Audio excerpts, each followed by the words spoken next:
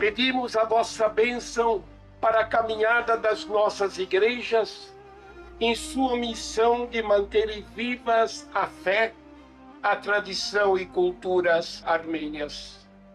Olhai para cada um de nós aqui presente, para cada uma de nossas famílias. Que Deus tenha misericórdia das vítimas do primeiro genocídio. Não há família armênia que não tenha um dos seus membros que foram mortos naquele genocídio. 100 anos de uma data tão triste, mas que é importante para que possamos ressignificá-la e transformá-la em luta. Que Deus tenha misericórdia da Armênia e que nos mantenha fiel aos nossos princípios cristãos, em nome de Jesus.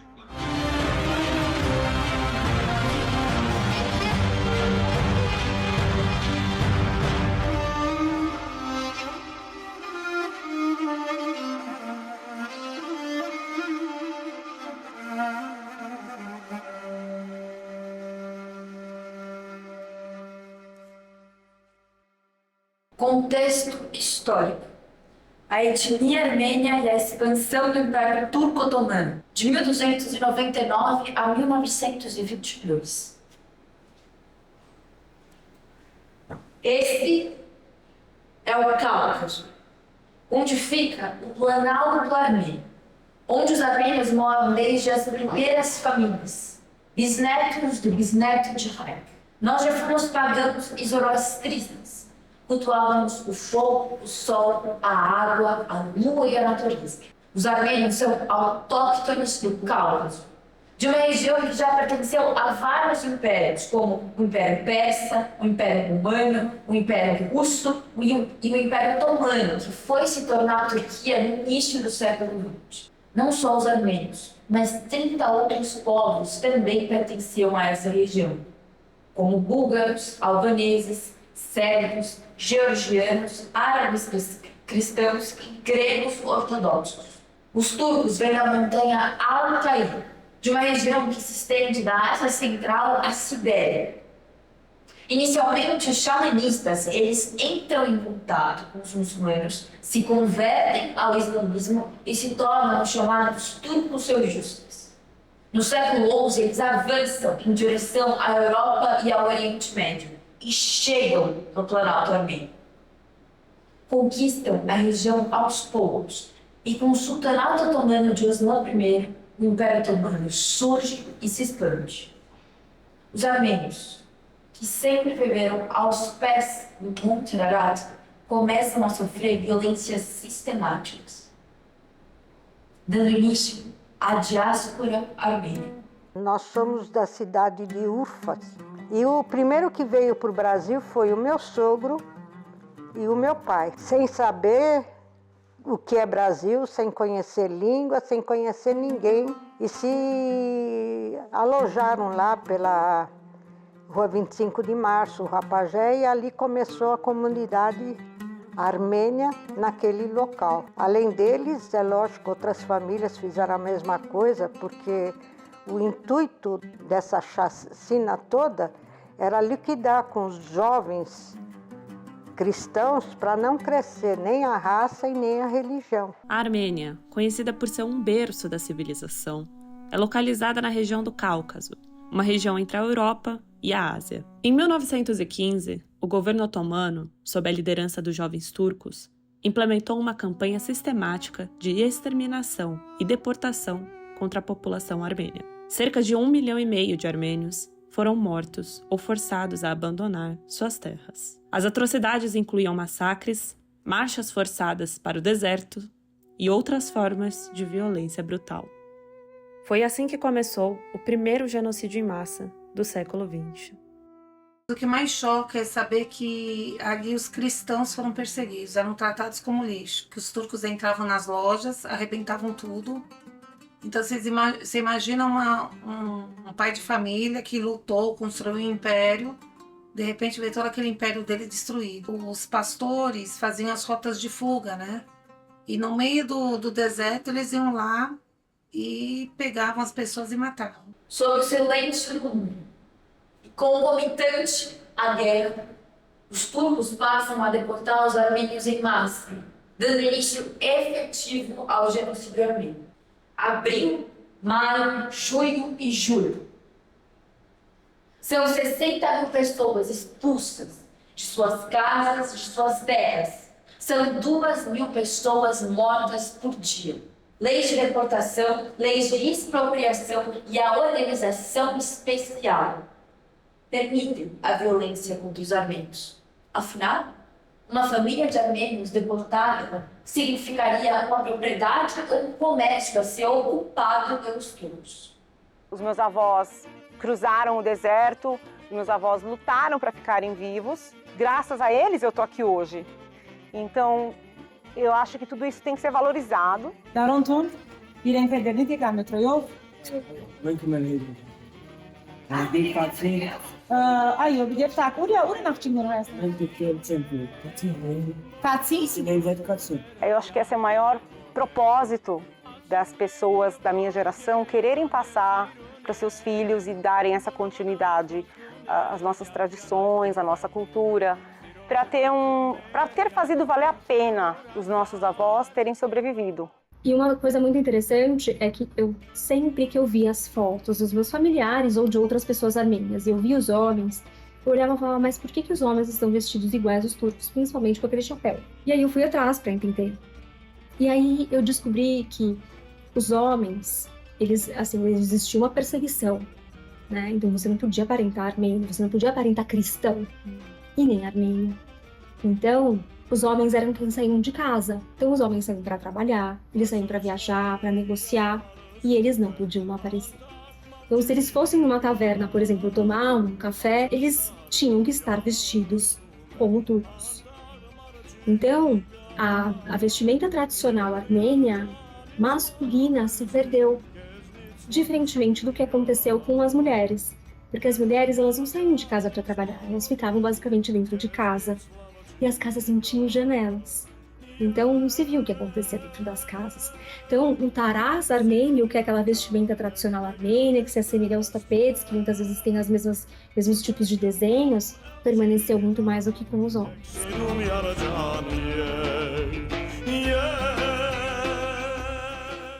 Rafaela Gaspareiro, descendente de armênios. Monte Ararat, marido, tios, mesma mano, avô, bisavó, todos da minha avó. Sobreviventes do genocídio armênio. 1915. Idealizado, planejado e executado pelo Império Turco Otomano. 1,5 milhão de pessoas mortas. No Monte Ararat foi onde parou a Arca de Noé. Aquele Monte Ararat, os turcos tomaram conta daquela região. O que aconteceu? Os armênios recuaram. Só que é o seguinte, sempre quem sofre as consequências são os mais fracos, né?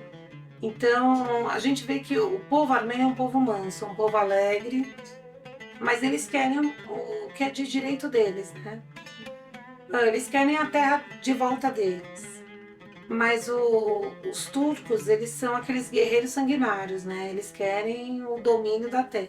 Então, aí você vê que tem o atrito até hoje, né? E isso está repercutindo até os dias de hoje, né? E muitos inocentes estão pagando o preço desse genocídio todo aí. Olá, eu sou a Rafaela Gaspareiro, tenho 21 anos, sou atriz. Sou descendente de armênios por parte de mãe. Faço parte da 4ª geração da minha família, que veio de uma região, de uma cidade chamada Marash. Marash fica hoje no território turco, aos pés do Monte Ararat. Eu nunca pensei que eu ia trabalhar com isso quando eu comecei o teatro, assim.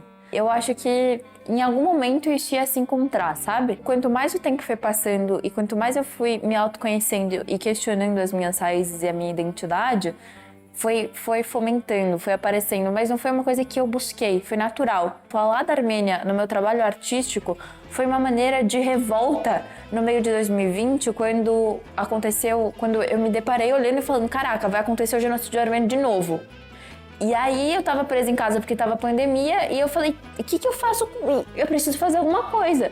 E aí eu peguei tudo que eu tinha ali em mãos e montei um vídeo pra internet e coloquei lá. E aí foi esse vídeo que desencadeou a viagem pra Armênia e que aí o Sol me convidou pra montar uma peça a partir da história da minha família. Porque até então eu não tinha consciência da dramaturgia que eu tinha em mãos. Durante os ensaios, a gente começou a cortar os textos, a sintetizar os textos e a elaborar os textos a partir da experiência da Rafa, das memórias dela e da experiência dela no espaço. Aí a gente passou um tempo, a gente começou a perceber que a gente estava escrevendo o texto durante os ensaios. Todos nós estamos aqui e agora, em função disso, em função do genocídio armênio. Em 1920, os primeiros armênios chegaram ao Brasil. Os primeiros imigrantes se estabeleceram em São Paulo e no Rio de Janeiro. Então, para mim, é muito vívido. E eu sou uma das gerações que teve isso próximo. Já meu filho, ele vai saber contar do genocídio, mas não com a mesma emoção que eu, porque eu vivi isso de 1 a 1, né? Por isso eu acho tão importante que os jovens hoje tentem buscar as histórias das suas famílias. Minha avó conta que quando eles estavam nas rotas de fuga, o pai dela, o irmão do pai, era pastor. Então eles estavam reunidos com os pastores cristãos lá da região para programar como eles iam sair com o povo, né? Pelas montanhas, né? E nisso os turcos ficaram sabendo que eles estavam reunidos numa igreja. Então eles puseram fogo e queimaram a igreja. Morreu quem estava na igreja e os pastores, que eram meus tios, né? E assim foi o começo. Uma época dificílima, onde os homens principalmente eram mortos, as mulheres levadas para não sei para onde, e aquela coisa toda. Então, parentes nossos morreram nesse genocídio. A mãe do meu pai era filha do prefeito do vilarejo de Harpert. E quando os turcos chegaram, ele colocou os filhos numa carroça para tentar fugir e a população não deixou que matassem os filhos dele. E aí ele falou para a esposa, ele tinha posses, tinha dinheiro, falou, olha, pega as meninas e leva elas, num outro vilarejo próximo, tinha uma escola alemã, tipo um internato. Leva elas para lá e coloca elas no internato alemão, porque sabia que os turcos não iam entrar lá. Aí a minha bisavó foi, nessa carroça que não deixaram matar, levou, entregou as meninas. O marido dela morreu enquanto ela estava indo. Quando ela voltou para casa, tinha um turco que queria casar com ela. E ela, naquela época as mulheres não trabalhavam, então assim, ela ficou sem nada. Ela falou para ele, tá bom, vou casar com você, só que primeiro eu tenho um último desejo. Falou para ele, eu quero ir ver minhas filhas. Falou, tá bom. Ele concordou. Era um colégio de freiras. Ela pediu para ver as meninas, ela tomou veneno. Ela entrou num quarto, ficou abraçada com as filhas até ela morrer. Porque ela preferiu morrer do que se entregar para um turco. Pai matam, a mãe levam e fica aquela coisa tristérrima, né? Que a gente nem tem como imaginar. Os padres foram, no dia 24 de abril, foram intelectuais e padres também que foram mortos, assassinados numa noite só. E eles, não só os padres, mas as pessoas, eles colocavam numa cruz, que é tipo, você é cristão? Vai morrer que nem Cristo, então. E crucificavam as pessoas ali no meio do deserto e queimavam as pessoas vivas ali crucificadas, as pessoas sem poder se mexer, enfim. Existe uma lei, no modus operandi, que é os 10 mandamentos do genocídio armênio, que são as 10 táticas de como matar os armênios, como se fosse os 10 mandamentos da Bíblia. E o ódio contra os armênios, o Império Otomano usava as mesquitas para espalhar essas falsas ideologias contra os armênios.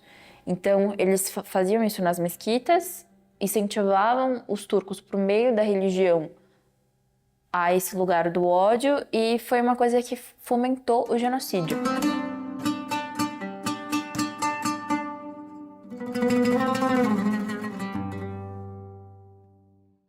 hoje a gente veio para o complexo de Etchmiadzin, na igreja de Santa Gaiané. E nós, Conexão Armênia, esse ano teve a oportunidade de estar presente aqui. Como que surgiu a Conexão Armênia? A Conexão Armênia, na verdade, surgiu da necessidade. Eu não sou jornalista, nunca estudei isso e não fazia nem ideia de como seria produzir nada. Só que em 2020 a Armênia foi atacada pelo Azerbaijão num território chamado Artsakh, que é um território de 90% população armênia, e foi uma guerra brutal de 44 dias. Então, a comunidade armênia daqui começou a procurar o que a gente ia fazer. E a gente começou. Em setembro começou a guerra, 2 meses depois. Meu marido foi para lá e começou a filmar coisas, e à noite, de madrugada, ele me mandava e falava para mim: cola isso com isso, coloca a legenda embaixo, faz aquilo. Eu falei assim, e aí eu acordava assim, o que ele falou? Aí ele me mandava uns áudios, ele fazia assim, pega essas fotos, junta elas e coloca meu áudio. A guerra durou 44 dias, a gente perdeu 5 mil jovens, e o sentimento de todos os armênios foi uma coisa terrível de derrota. Então eu falei, bom, peraí, o foco do programa vai mudar, vamos parar de falar da guerra, e vou dividir ele num programa de variedades. Então a gente tem, sempre o programa começa com um videoclipe, e aí eu costumo passar, assim, alguns vídeos de atualidades, sempre, assim, alguma inovação que tem na Armênia, tem algumas coisas, a Armênia é muito forte em área de TI, então tem coisas de robótica que estão acontecendo, eu gosto de mostrar uns videozinhos curtos do que eu peguei aquela semana. Aí depois a gente tem uma entrevista, geralmente com pessoas de fora, mas agora no 3º ano eu tentei trazer um pouco mais de exposição para as pessoas que estão aqui no Brasil.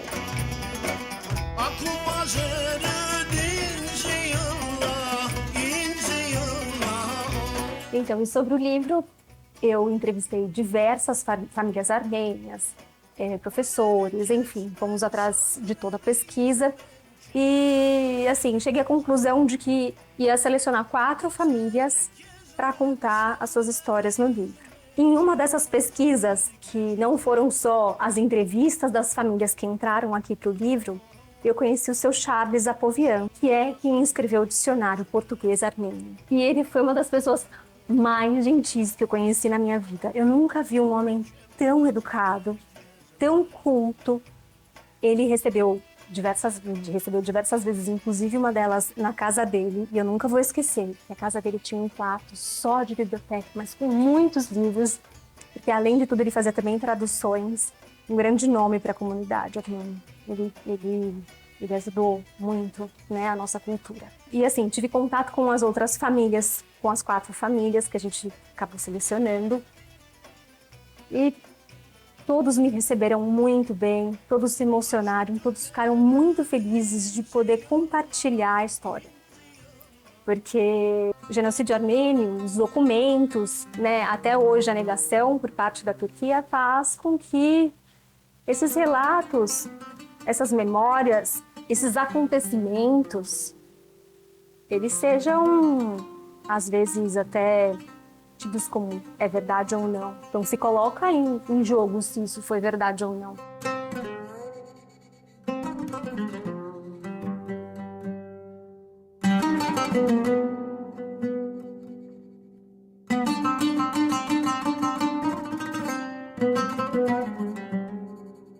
Uma coisa eu fico muito satisfeita pelos nossos pais, deles ensinarem a gente a amar o Brasil.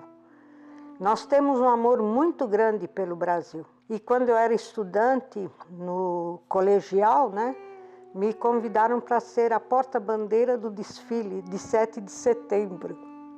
Eu andei o desfile inteiro chorando, olhando para a bandeira e agradecendo a Deus pelo meu Brasil.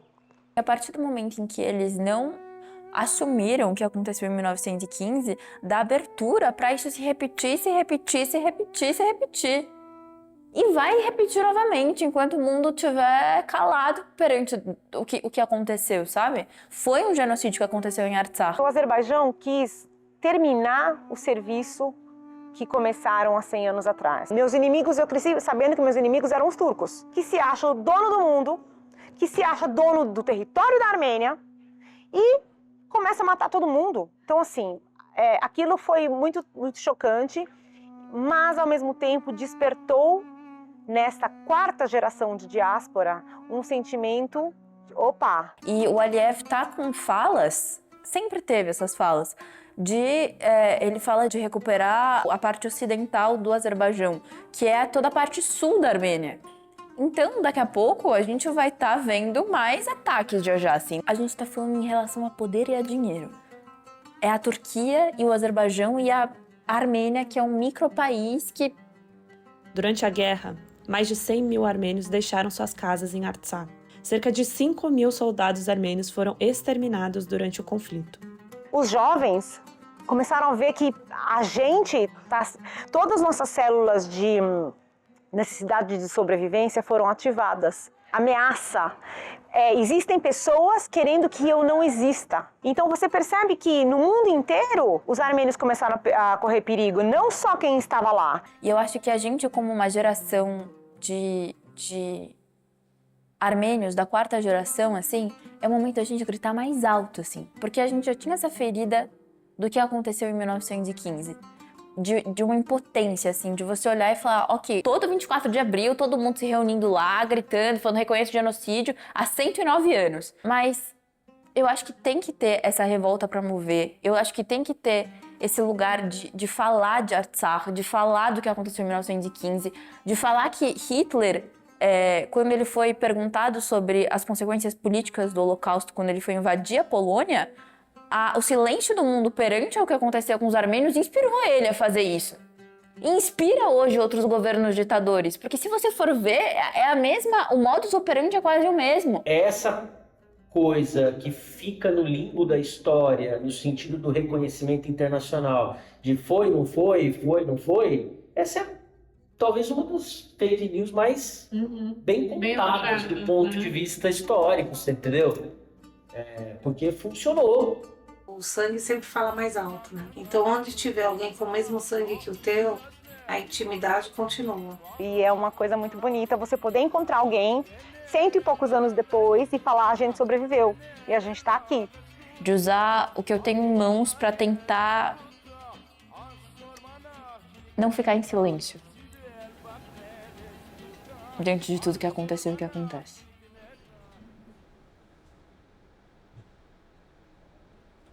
Assim se deu o genocídio armênio, sob o silêncio parcial e conveniente de grande parte do mundo. Portanto, assim, tem vários momentos que você pergunta a primeira vez. A segunda vez já é um estranhamento da primeira.